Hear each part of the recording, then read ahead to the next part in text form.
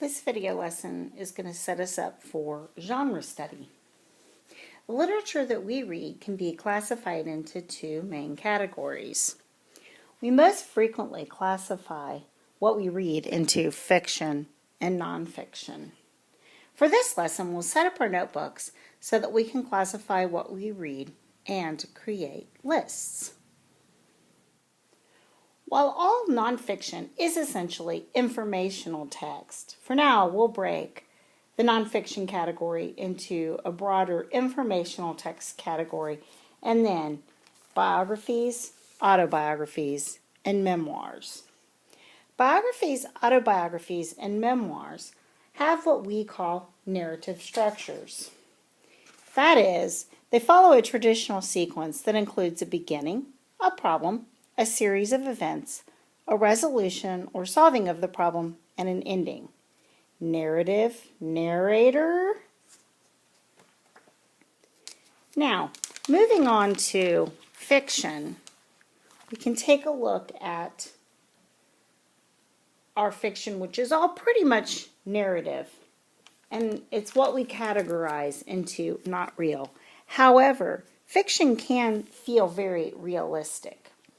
Realistic fiction does seem real, as well as historical fiction. The difference between these two types is the setting. The historical fiction is set very clearly in the past. Now, the adventure fiction texts are also realistic, but they're still imaginary in nature. As we move on to fantasy, it becomes much more unrealistic, and it's often what we consider make-believe. We'll look at traditional literature and modern literature under that fantasy umbrella.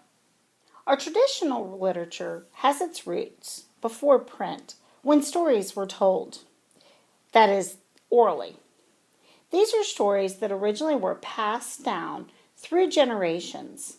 These tales often served as entertainment and were typically oral records of history or customs of the time. For traditional literature, we'll begin with fairy tales.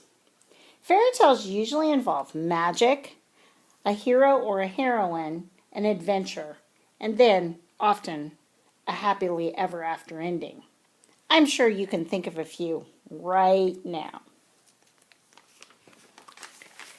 Moving on to mythology. Mythology includes those stories that are based on cultural traditions or legends. Myths served as explanations of the world around people of the time, and they helped them make more sense of the world. Myths often include relationships between humans and the gods a particular culture believed in. Next is folktales.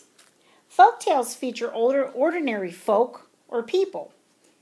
They often include animals and a good versus evil theme. Folktales also reflect the culture or values from where they originated or began.